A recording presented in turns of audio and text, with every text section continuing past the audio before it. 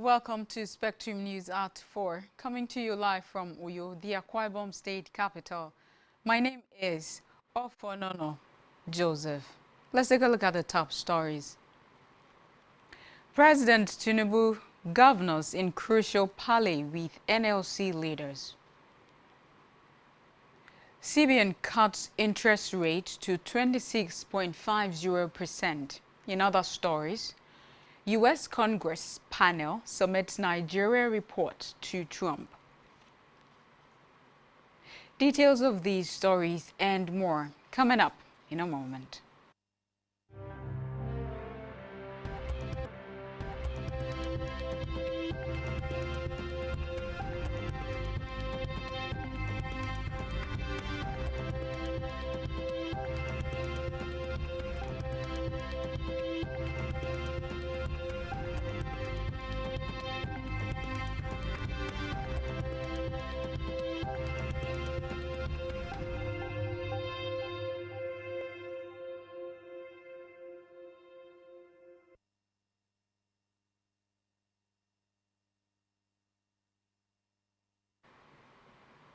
Good afternoon. Many thanks for joining us on the news at this hour. We begin the news at 4 from the national scene where political signals ahead of the 2027 general elections have intensified as President Bola Tinubu and governors under the Progressive Governors Forum (PGF) engaged the Nigeria Labour Congress (NLC) leadership in what observers describe as a crucial strategic meeting at the presidential villa. Reports say the high-level summit was being hosted by the progressive governors and was scheduled to begin at 11 a.m. at the State House Banquet Hall with President Tinubu as special guest of honor. The invitation extended to the NLC leadership signals what many interpret as an attempt to deepen dialogue between the federal government, state governors, and organized labor at a time of heightened economic pressures and political recalibration ahead of 2027. In the meantime, the presidency has defended President Bola Tinubu's executive order, which halted revenue deductions by the Nigerian National Petroleum Company Limited, NNPCL, and other agencies. The special advisor to the president on information and strategy, Bayo Onanuga, stated that criticism of the directive by the Petroleum and Natural Gas Senior Staff Association of Nigeria, Pengasin, demonstrated a lack of understanding of the constitutional supremacy over ordinary legislation. Recall that Pengasin had opposed the presidential fiat, criticizing the president of violating the Petroleum Industry Act (PIA) with his revenue retention order. The presidential spokesman insisted the union made a knee-jerk reaction without studying the constitutional provisions underpinning the directive. Onanuga explained that the executive order derives its authority from Section 5 of the 1999 Constitution, which vests executive powers of the Federation in the President, including the maintenance of the Constitution and implementation of federal laws. Away from that, the federal government has assured investors in Nigeria's mining sector that their assets will be fully protected as part of efforts to attract more investment into the industry. The Minister of Solid Minerals Development, Dele Alake, gave the assurance during a recent engagement with stakeholders, stating that the government is committed to safeguarding investment and creating a stable business environment. He explained that Nigeria's adoption of international standards, including the Cape Town Convention, provides legal backing and protection for mining equipment and other movable assets used in the sector. The minister added that the ongoing reforms by the federal government are aimed at strengthening regulations, improving transparency, and positioning Nigeria as a competitive destination in the global mining sector. Meanwhile, the federal government has reiterated its resolve to strengthen border security, enhance veterans' welfare, and review key defense policy documents to reposition Nigeria's national security architecture for emerging threats. The Minister of Defense, retired General Christopher Musa, stated this while receiving members of the Alumni Association of the National Defense College, ANDEC, in Abuja. This was contained in a statement by the Deputy Director, Information and Public Relations, Ministry of Defense, Andrelin Chukwu, in Abuja. Musa said Nigerian security environment remained fluid and increasingly complex, making periodic review of existing defense frameworks imperative.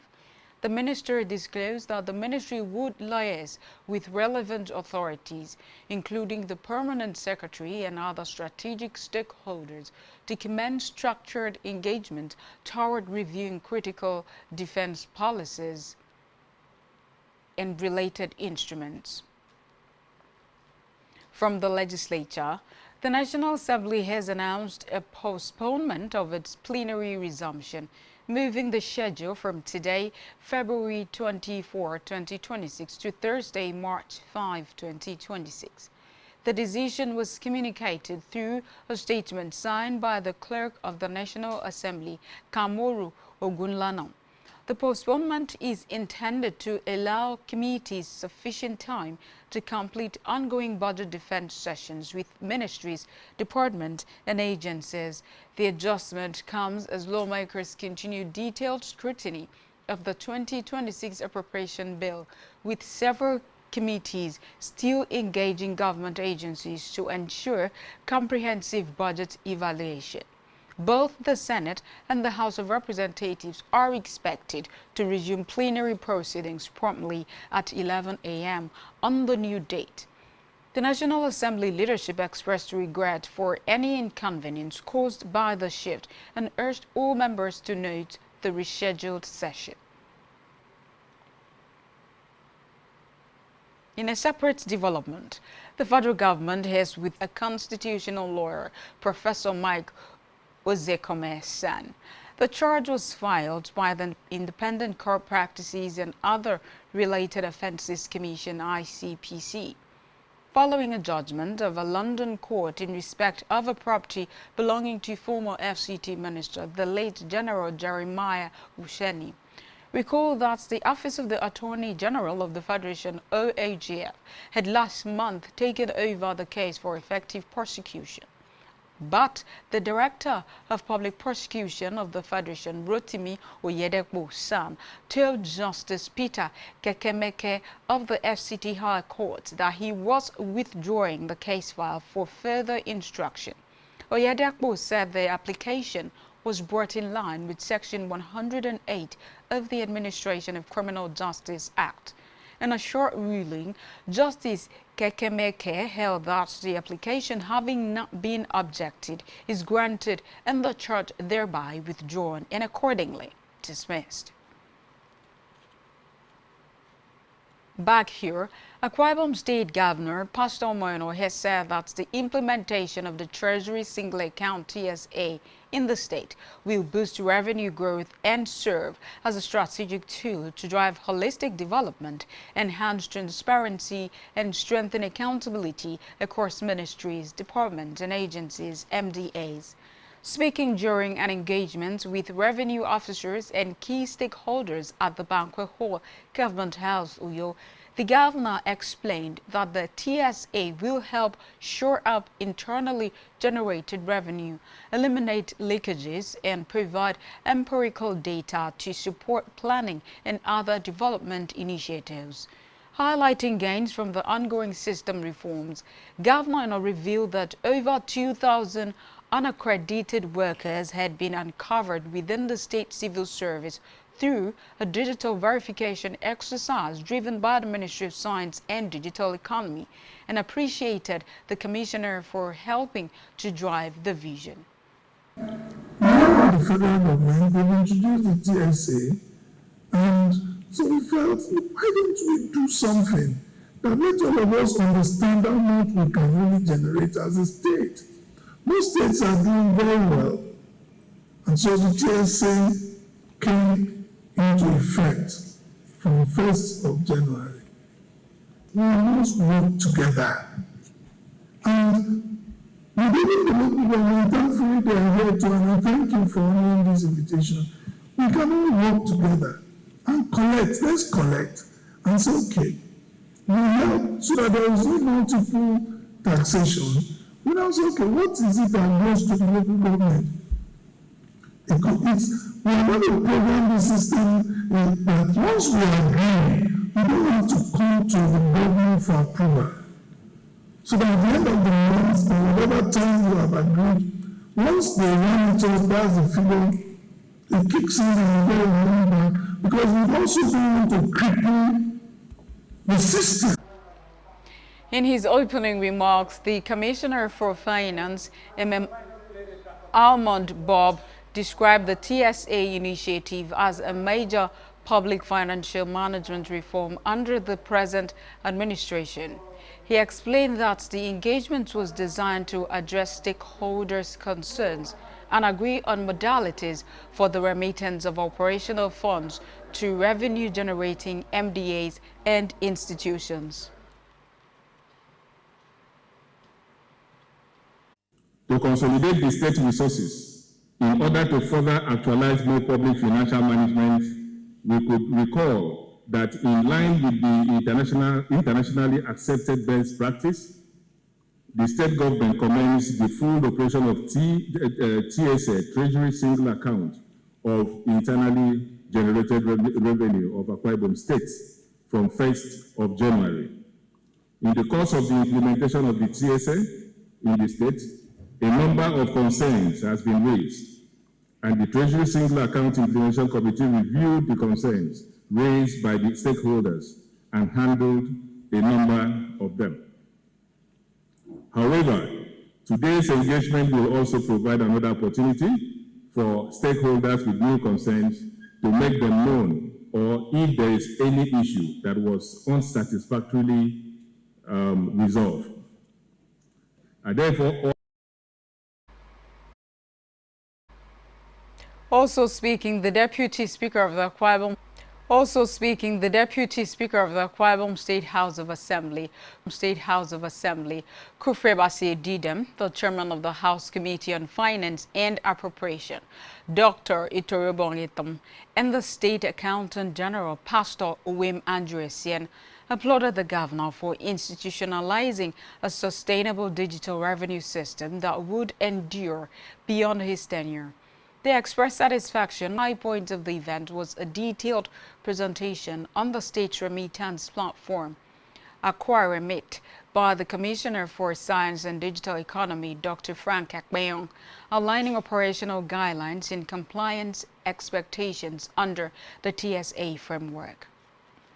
We move now to Africa, where Chad has shut its border with neighboring Sudan following clashes linked to the conflict in Sudan that claimed the lives of 5 Chadian soldiers. The Chadian government announced the closure, citing repeated incursions and violations committed by forces in Sudan's conflict. According to Chadian officials, fighting between Sudan's paramilitary rapid support forces and troops loyal to Sudan's government unfolded in the border town of Tin. Reports by the United Nations say the war in Sudan has unleashed the world's worst and largest hunger crisis, as well as displaced millions. On the foreign scene, U.S. President Donald Trump's new global tariffs have come into effect at 10% after the Supreme Court blocked many of his sweeping import taxes last Friday. The new tariff rate is lower than expected, as Trump had said he would impose a levy of 15%. According to reports, the executive order signed by Trump on the temporary import duty is intended to address fundamental international payment problems and continue the administration's work to rebalance trade relationships to benefit American workers, farmers and manufacturers. Still on the foreign scene, the United States House Committees on Appropriations and Foreign Affairs has officially submitted to the White House a report detailing their findings and recommendations on addressing the alleged persecution of Christians in Nigeria. Recall that President Donald Trump, after redesignating Nigeria as a country of particular concern, mandated Congressman Riley Moore and Appropriations Committee Chairman Tom Cole to lead a comprehensive investigation into the alleged persecution of Christian communities by terrorists and the security challenges plaguing Nigeria. Moore confirmed the submission of the report on his X handle. Moore had earlier led a delegation on a fact-finding mission to Nigeria, visiting internally displaced persons camps in Benue, speaking with victims of terrorism, and meeting government officials led by the National Security Advisor, Nuhu Ribadu.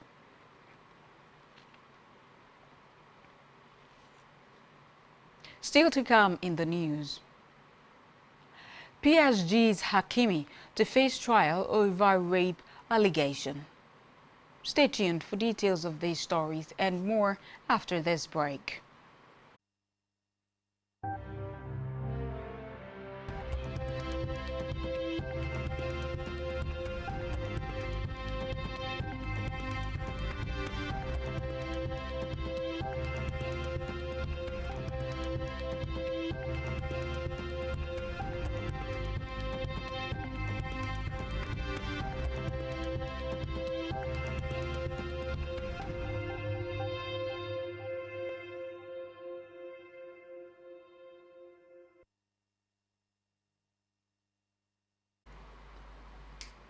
Welcome back. Many thanks for sticking with us. Now let's continue with the rest of our news stories. On our business news, the federal government has advanced discussions with China's GCL Group on a proposed $5.7 billion investment package aimed at strengthening power generation, mining, and industrial manufacturing. The Minister of Finance and Coordinating Minister of the Economy, Wale Edun, received the high-level delegation in Abuja, led by Senator Orji Uzokalu. The talks are part of Nigeria's broader strategy to attract strategic capital inflows that will accelerate industrial growth.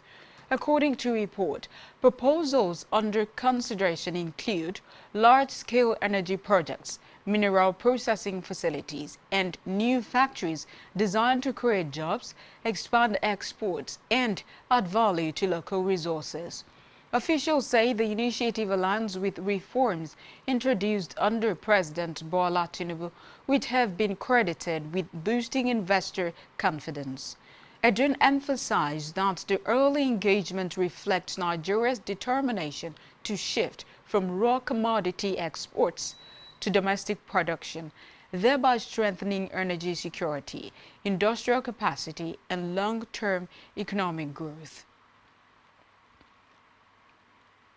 Still in business, the Central Bank of Nigeria has cut the interest rate by 50 basis points to 26.50% from 27%. The CBN Governor, Olayemi Cardoso, announced this in a press briefing after its 304th Monetary Policy Committee today. Cardoso said the decision was unanimously agreed upon by all members of MPC. He said the committee retained the cash reserve ratio CRR at 45% for commercial banks and 16% for merchant banks, while the 75% CRR on non-TSA public sector deposits was equally maintained.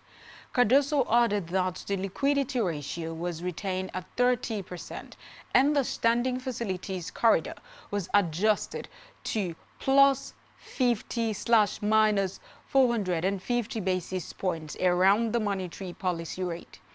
Recall that in November 2025, the MPC retained the monetary policy rate MPR at 27.00%. The last time the Apex Bank cut interest was in September last year from 27% to 27.50%. We move now to health news, where First Lady Oluremi Tinubu has called for intensified collaboration to enable Nigeria meet to possibly surpass the 2030 global targets for the elimination of major diseases and harmful practices. She said recent gains in the fight against HIV and AIDS, tuberculosis, cervical cancer, syphilis, hepatitis B, female genital mutilation, FGM, neglected tropical diseases, and vaccine-preventable illnesses demonstrates that sustained partnership can fast-track national health goals.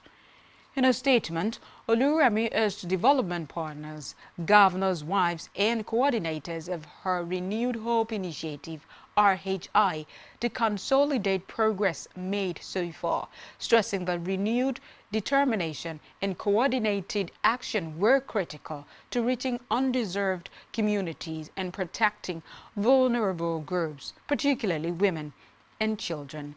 The First Lady spoke after receiving the United Nations Children's Fund UNICEF country representative Wafa Abdel-Latif and her delegation at the State House, Abuja. Still talking health. As the Lassa fever outbreak surges in the country, claiming 70 lives in less than 2 months, the Director General of the Nigeria Center for Disease Control and Prevention, NCDC, Dr. Jide Idris, has attributed delays in detection and response in some states to high specimen transportation costs, reporting inconsistencies and weak data validation systems. He further highlighted poor internet connectivity and a lack of funds to procure data as factors affecting real-time reporting. The NCDC DG, in an interview with newsmen, explained that transporting samples from remote communities to state laboratories remained expensive and challenging, particularly in hard-to-reach areas. Idris noted that getting specimens from local areas to state hospitals was costly, adding that fuel prices and transportation costs affected turnaround time. We move now to sports, where Paris Saint-Germain defender and Morocco national team captain Achraf Hakimi is set to face trial over an allegation of rape. Multiple French media outlets reported these on today, citing confirmation from judicial sources and the player's legal team. The case stems from a complaint filed on February 26, 2023 by a then 24-year-old woman who alleged she was raped at Hakimi's home in Boulogne-Billancourt near Paris, after the pair met via social media and she visited late on February 24. 5 days later, a formal indictment was issued against the then 24-year-old former Inter Milan, Borussia Dortmund and Real Madrid player.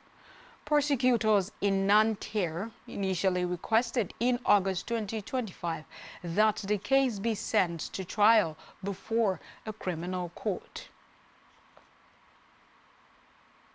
Still in sports, Scotland and Ireland will face host England at the Women's T20 World Cup after the draw for this summer's tournament was finalized.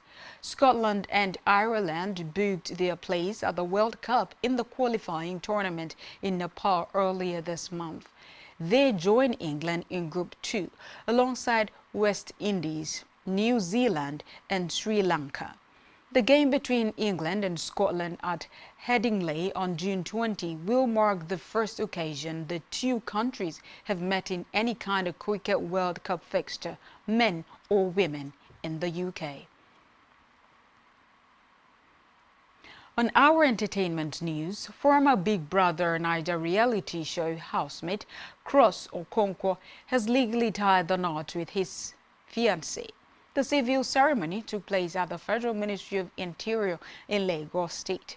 Announcing the news on his Instagram page, the reality star and actor stated that today is an appointed date by God.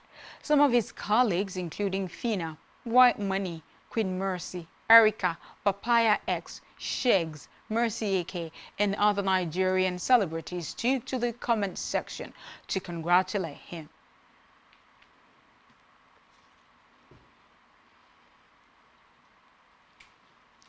And that's all we have for you at this time.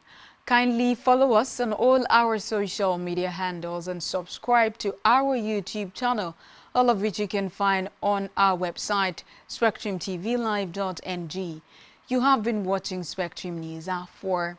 My name is Ofonono Joseph. Good afternoon.